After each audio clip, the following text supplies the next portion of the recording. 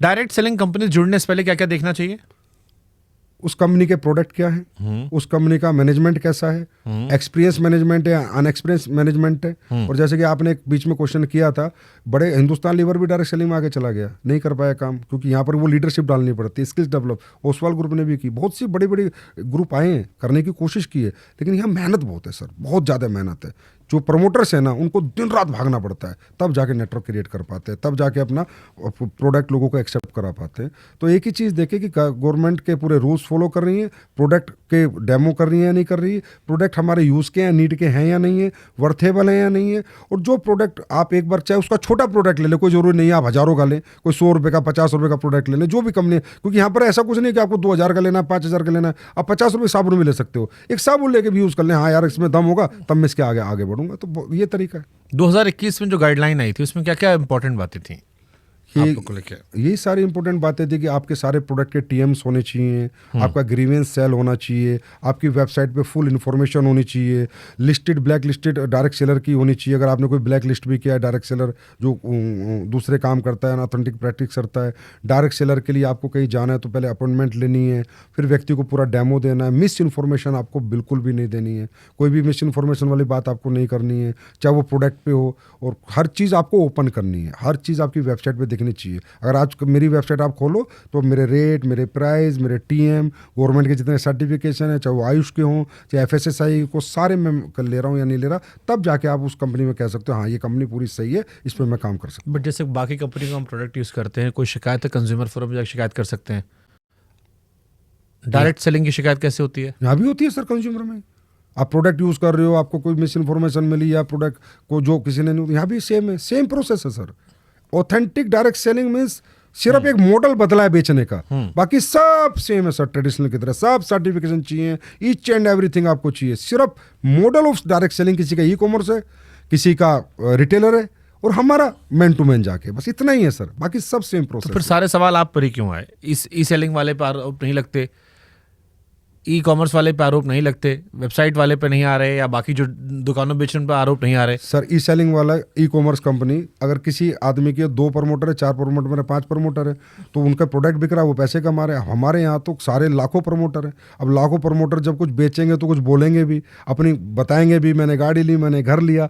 तो अब इतने सारे लोगों को लोग देखते हैं तो बिलीव नहीं हो पाता कि यार इतने सारे लोग इस इंडस्ट्री में कामयाब हो रहे हैं। अच्छा, कई सारे लोग डायरेक्ट सेलिंग में लीडर्स को गुरु जी, महाराज जी, मेंटोर महाराज ये सब कहकर बुलाते हैं। ऐसा लगता है कंपनी में भरोसा नहीं, आदमी में भरोसा है। डायरेक्ट सेलिंग में मुझे प्रोडक्ट से ज़्यादा आदमी दिखाई पड़ता है कि ये फलाना आदमी है, वही जो आता है, हाँ जी गुड मॉर्निंग। तो सर क्रिकेट पे भरोसा बाद में, पहले कोच पे भरोसा कि मुझे क्रिकेट सिखाएगा या नहीं सिखाएगा। हमारे यहाँ पर क्या होता है सर, जैसा मैंने बताया, ये इकलौती ऐसी इंडस्ट्री है जहाँ पर एक व्यक्ति अपने जीवन भर का टैलेंट, जीवन भर की नॉलेज बिना 1 रुपया लिए उनको देता है जिनको कुछ नहीं आता। तो उस आदमी में लोग अपनी उम्मीद देखते हैं कामयाबी की। अभी सर आप अभी recent example, India world cup लेकर आया, हरमनप्रीत कौर ने जीतने के बाद सबसे पहले जाके अमूल मजबूदार के पैर पकड़े कि थैंक यू कोच कि आज हम ये जीत गए। तो क्या वो गलत था? नहीं गलत नहीं, तो भावुक थी वो, जैसा के भी पैर पकड़ लिए उन्होंने। हाँ, जैसा कि भी पैर पकड़े। तो भावुकता यहाँ भी है ना सर। हर व्यक्ति को लग रहा है यार मुझे तो कुछ नहीं आता था, गुरुजी मुझे सिखाएंगे, तो वो गुरुजी खुद बनाते हैं। हम नहीं कहते हमें गुरुजी बोलो, वो उनको मेंटर खुद मानते हैं, क्योंकि उस मेंटर ने उन्हें रात रात भर काम सिखाया है कि ऐसे प्लान देना है, प्रोडक्ट में ये डला हुआ है, तुझे ऐसे बताना है। और जब तेरी टीम बन जाती है तो उन्हें सेल्स की ट्रेनिंग ऐसे देनी है, पर्सनैलिटी की ट्रेनिंग ऐसे देनी है। जो उस इंसान ने अपने 10 साल के कैरियर में सीखा वो अगले 10 महीने में डिलीवर करता है फ्री ऑफ कॉस्ट। और उसमें लोगों को दिखता है अगर सर हमें गाइडलाइन देंगे, नॉलेज देते रहेंगे तो हम भी नेटवर्क बना जाएंगे और हम भी एक दिन यहाँ सफल हो जाएंगे। तो उस उम्मीदों के कारण सर कोई पैसे देके कहीं भीड़ नहीं बुलाई जाती, ना पैसे देके। ये एकली तो इंडस्ट्री जहाँ पैसे देके ना तो सर भीड़ आती, कोई नहीं आएगा। आप बताइए कौन आएगा पैसे देके?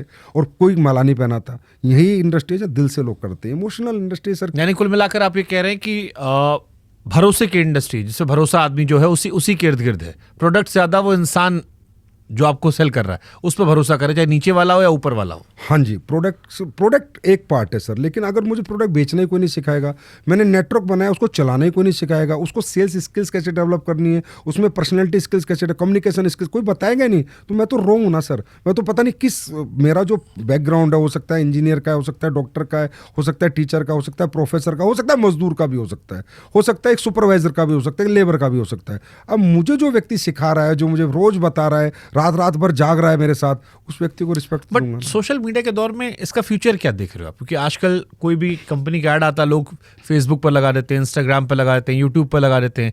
एक बार प्रोडक्ट यूज़ किया लोगों ने, थोड़ा सा वायरल हुआ तो लोगों को पता ही अच्छा प्रोडक्ट है, इसको लेना है, तो उसमें फिर डायरेक्ट सेलिंग का फ्यूचर क्या देख रहे हो आप? सोशल मीडिया से तो हमें बहुत ज़्यादा प्रिविलेज मिली है सर।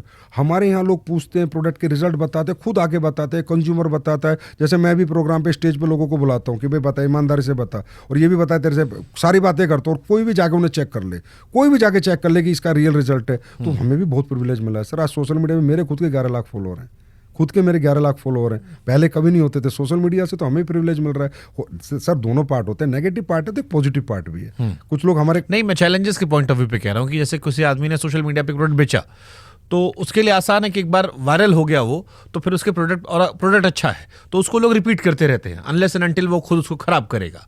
और ऐसे बहुत सारी कंपनीज हैं जो सोशल मीडिया के सहारे ही बिजनेस चला रही हैं। उसमें मैं डायरेक्ट सेलिंग, लोगों तक जाना, हर एक व्यक्ति में इन्वॉल्व होना, घर घर गांव गांव पहुंचना, ये इसका फ्यूचर क्या है? क्योंकि अभी तो चलिए गांव, देखो सर, ये एक बिजनेस मॉडल हुआ जो आपने कहा कि वो एक मॉडल है, सोशल मीडिया से प्रोडक्ट सेल करना एक बिजनेस मॉडल, पर ओनली फॉर इंडिविजुअल है। डायरेक्ट सेलिंग का बिजनेस मॉडल फॉर एवरीवन है, इतना ही फर्क है। ई कॉमर्स का मॉडल है वो ओनली फॉर प्रमोटर्स है, रिटेलर का मॉडल है ओनली फॉर रिटेल स्टोर्स का, कि मैं इसका मालिक हूँ जी, मैं कमा रहा हूँ। यहाँ सबके लिए समान अपॉर्चुनिटी है। तो हमारा फ्यूचर इसलिए कि लोगों को, जिनको ज़्यादा, एक आदमी को पैसा देश में नहीं चाहिए सर, लाखों को चाहिए ना, उन लाखों के लिए हमारी इंडस्ट्री है। तो हमें तो सोशल मीडिया से बहुत बेहतर है कि वो लाखों लोग आए और अपना कैरियर बनाए और हमारे प्रोडक्ट बेच के आए।